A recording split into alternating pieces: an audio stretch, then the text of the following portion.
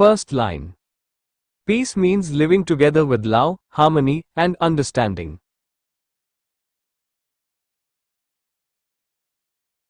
Second line.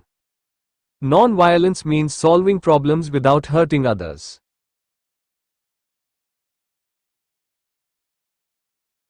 Third line. Peace and non-violence are important for a happy society.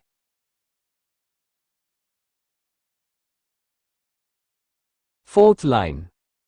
They teach us to respect the rights and feelings of others.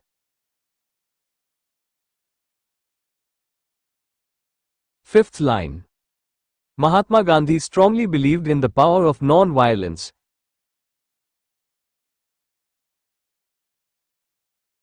Sixth line. Non-violence helps us resolve conflicts through discussion and understanding.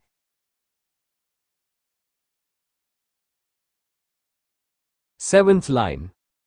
Peace creates a safe and positive environment for everyone.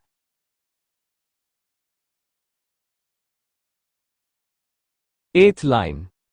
We should avoid hatred, fighting, and unnecessary arguments. Ninth line.